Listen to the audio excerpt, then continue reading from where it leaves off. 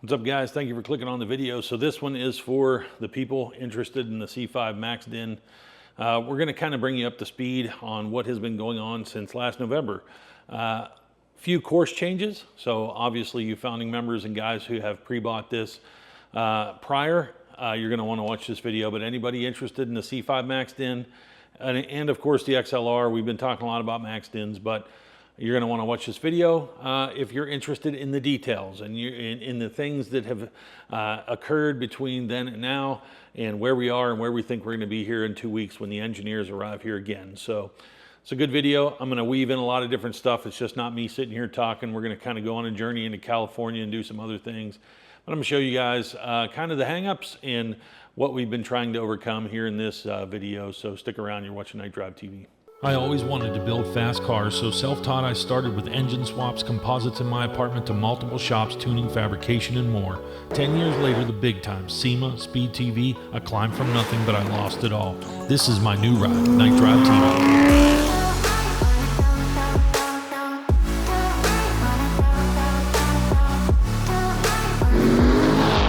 When failure is not an option, us car guys keep banging the gears of life. All right, guys, so let's get right into it.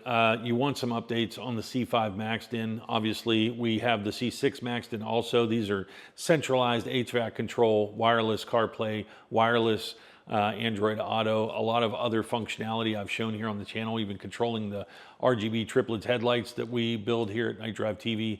A lot of different add-ons and a lot more to come. Basically, these units were kind of distributed on a pre-buy to the founding members of Night Drive TV. Founding members being those that bought the headlights, then followed up with the bezels and opted for the founding member option as well. So that's 3 factors. They received coins like I'm showing you here on screen.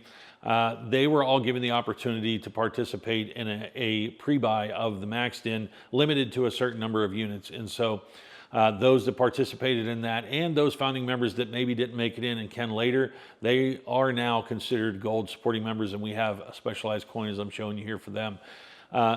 In addition to being founding members, they received between $200 and $250 off of this unit. It's a deep savings, and that's kind of an incentive of why I have the founding member program. Other products will have founding member opportunities ahead. But that being said, they did pre-buy the unit, and so basically we thought the unit was pretty close to done.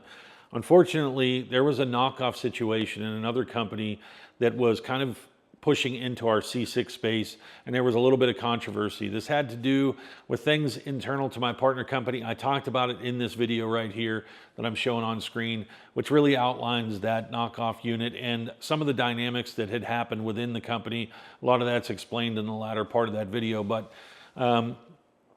we had to kind of reconfigure how we were going to approach this. And because of that unit and because of feeling like the target was on us, we decided to make a major change to the XLR unit, which is approaching completion, the C5 unit, and then update the C6 units.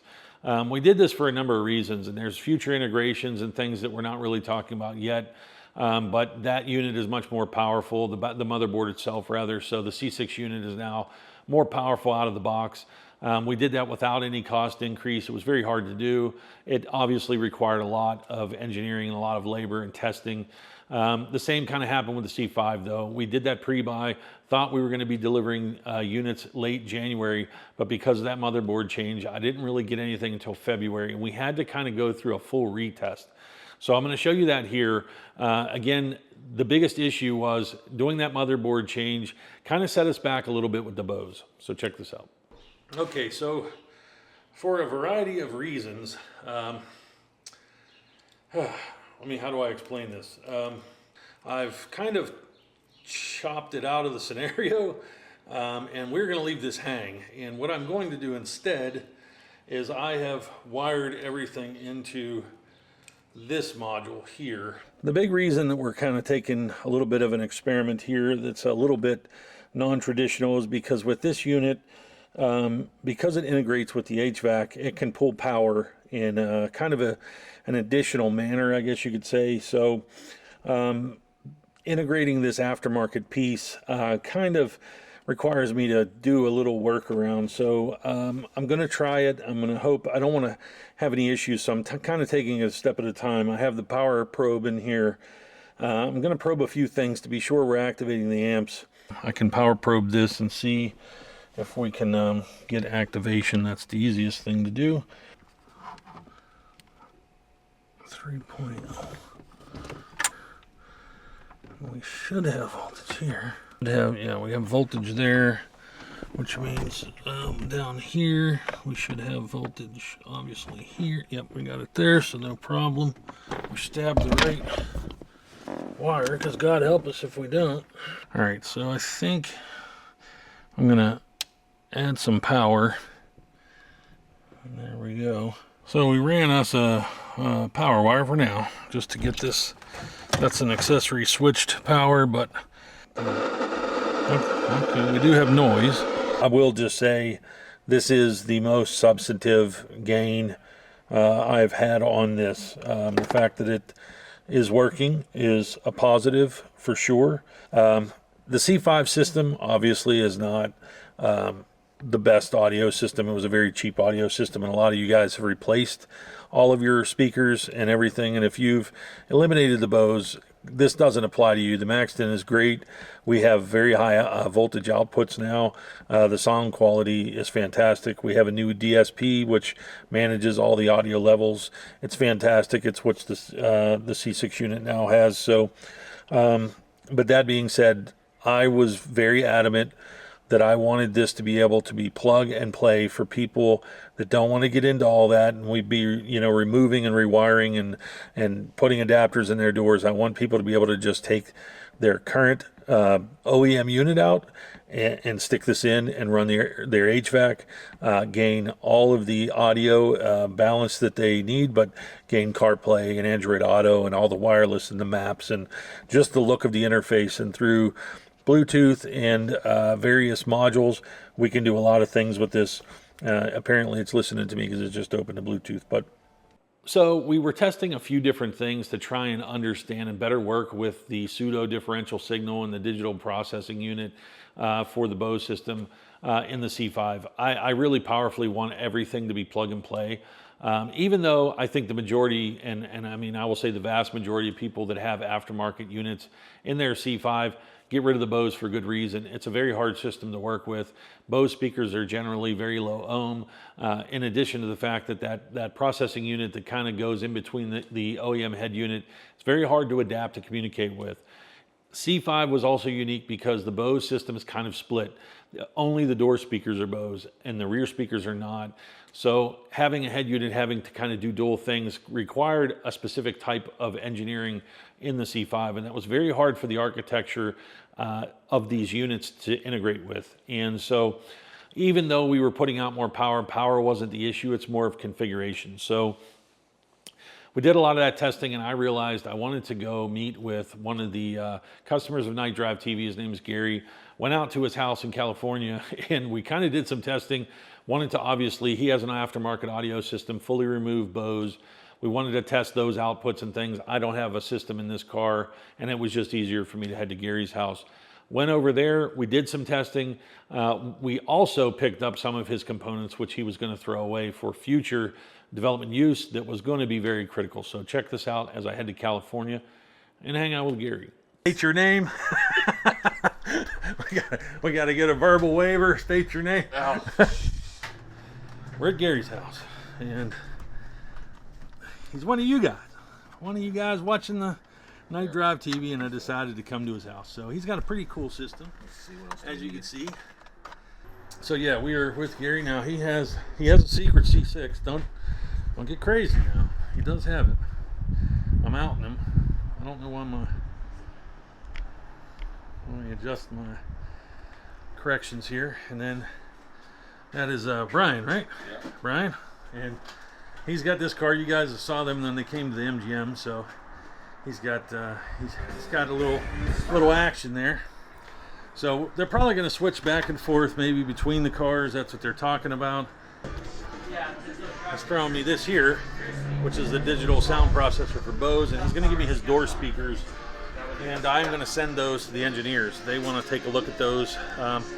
and kind of go through it and figure out what they're going to do to activate the door amps. I think the door amps are activating, but for some reason it's the signal quality that's going into them needs to be reconfigured. So that's where we're at. I'm manual pinning here because apparently they changed the motherboard and also changed some of the interfaces. As I was telling you guys, there was a lot of differences, and that's what the change was from when we did the pre-buy in November. Had some progress, but had a little bit of setback, so I have been told I have to take this back to Las Vegas, and they want me to do some other testing on it, and then I'm going to get other harnesses and then bring it back. So upon my return from California, it was quite fun.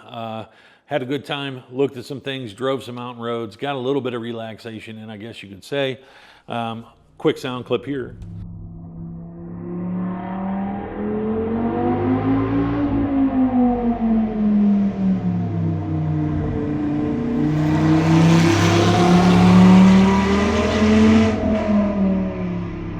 I guess that's kind of a hint of the fact that we are also developing a unit for the Viper. So I don't know. I'm a vet guy. Don't get it twisted. But it's a pretty fun car. I ain't gonna lie. So anyway, I came back with Gary's gifts of his Bose system, his Bose speakers from the doors, the little digital processing unit for the Bose, and I sent that to Emma in Texas. And so, as a result, they sent that back to China, to where the hardware and software engineer that are working on this are located in Shenzhen, and they began to do work on that. And so fast forward then, I received another updated prototype, and here is what happened. All right, folks, it has been a bit of time, and it is June 20th, maybe 22nd. I can't remember. But we have Emma and the engineers coming here from China sometime in the first week of July. I'm not really positive off the top of my head, but we want to have all our ducks in a row of things we need to figure out on the car specifically. So that involves some C6 stuff. Obviously, this is more focused on C5 and XLR. The Bose system is tricky, and we have definitely mastered it in the C6. And so that works fantastically well. It is, in my opinion, it is the only true plug and play, like no questions asked, plug and play Bose system compatibility that I've ever seen, and to actually do better than the Bose OEM head unit. And we will have the harnesses coming in July as well. They're bringing them with them to backdate those older units to have this capability, or as close to it as we can get, but the old motherboards are different. So that being said, these new motherboards that we used in here are the motherboards we're trying to put in the C5 and C6.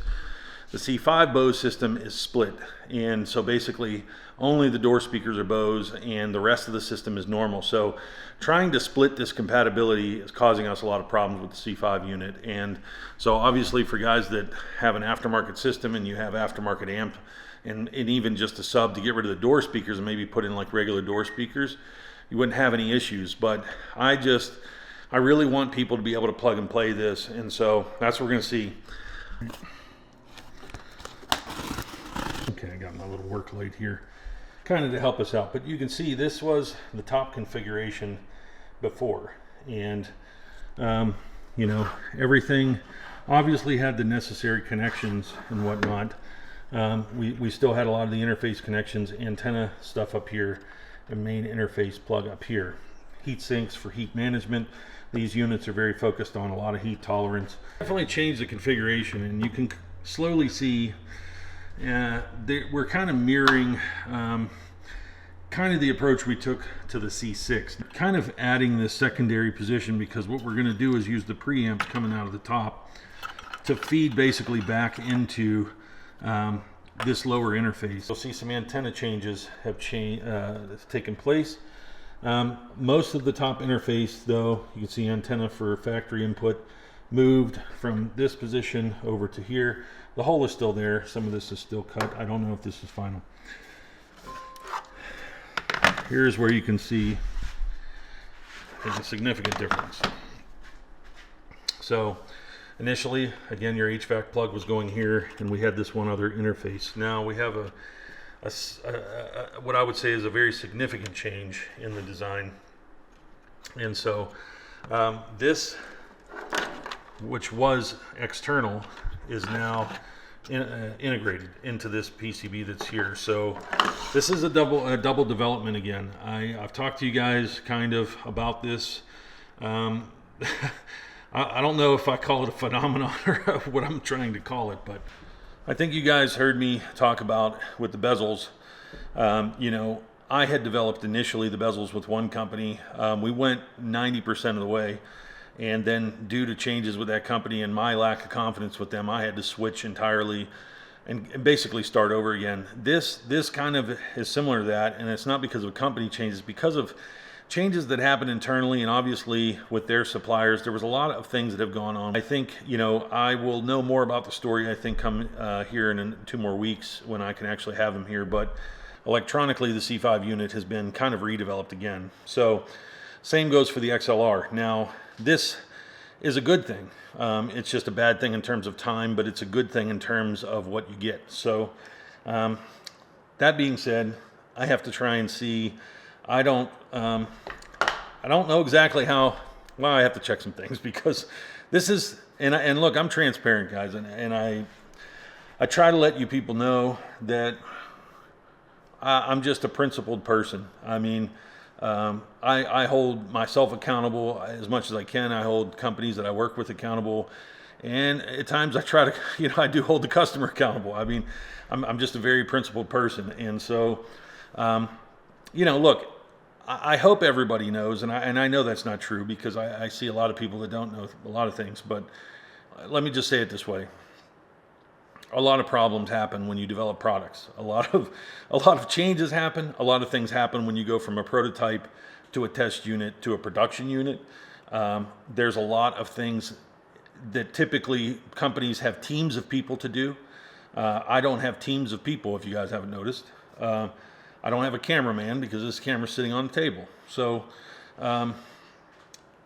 you know, I try to do the best I can with all this. I'm trying to bring something to the market that I hope everybody understands would never have happened.